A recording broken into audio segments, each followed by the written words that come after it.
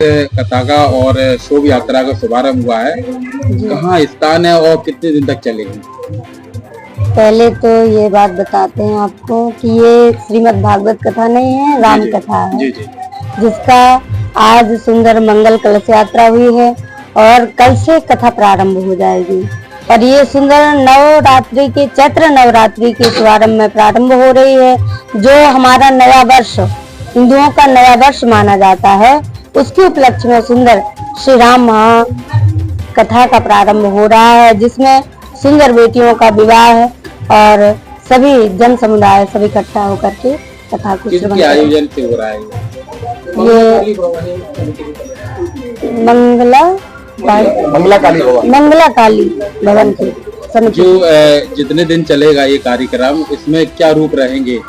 इसमें भगवान श्री रामचंद्र जी के स्वरूपों का भी दर्शन होगा और इसमें भगवान श्री रामचंद्र जी का वंदन भी होगा, राज तिलक भी होगा और कई चरित्र चित्रण सब दिखाए जाएंगे।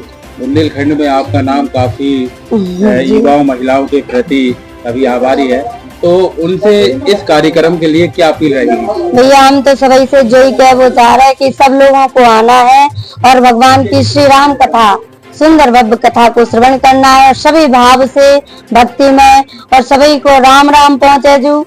और बस इतना ही कहना है कि सभी भाव से आए और कथा को श्रवण करें। समय क्या रहेगा? समय 2 बजे। पूरा नाम और परिचय? धर्माचार्य राघवेंद्र मिश्रा जी। क्या कहेंगे, ये जो राम कथा का शुभारंभ हो रहा है, आज कलश यात्रा भी, क्या कहेंगे? अद्वितीय राम कथा का उद्देश्य हर जनमानस को राम के चरित्र से जोड़ने का है। हर घर में राम, हर घर में रामायण है, यही राम कथा का उद्देश्य रहता है।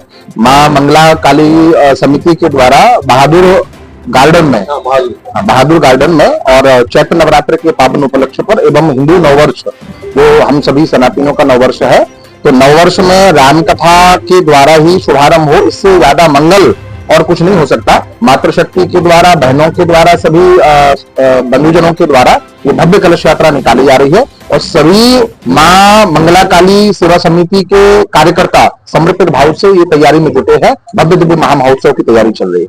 जो नवरात्रि स्टार्ट हो रही है, इसमें सर जैसे कि खासतौर से युवा जो है भटकते रहते हैं और सही निर्णय नहीं ले पाते, जो व्रत चलता है और माँ की आराधनाएं चलती हैं, तो उनको एक थोड़ा आशीर्वाद और आदेशित करने का कृपा करें, ये सही मार्ग चुने। चरित्र की आवश्यकता है, व्यसन को छोड़ करके साधना जगत से जुड़ेंगे, माँ भवानी की उपासना करेंगे। रामोत्सव का पावन सत्र चल रहा है, नवरात्रि विशेष हो जाती है क्योंकि नवमी को भगवान श्री राम का प्राकट्योत्सव भी है, तो रामयुग चल रहा है।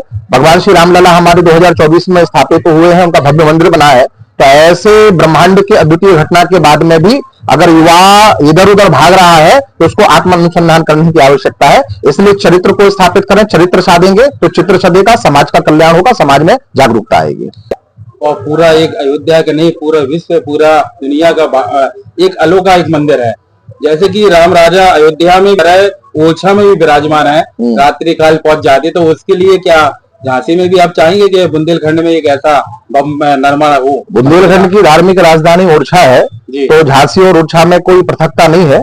झांसी ओरछा एक ही है। बुंदेलखंड का प्राण अगर कोई है तो ओरछा धाम है और ओरछा के द्वारा ही, और हम ये कहेंगे बुंदेलखंड के द्वारा ही संपूर्ण विश्व ने राम को जाना है, क्योंकि बाबा तुलसीदास जी महाराज हमारे बुंदेलखंड की ही धरोहर है, उनका जन्म हुआ है। रामचंद्र नाम और परिचय? मेरा नाम सुनील कुमार राय, निवासी।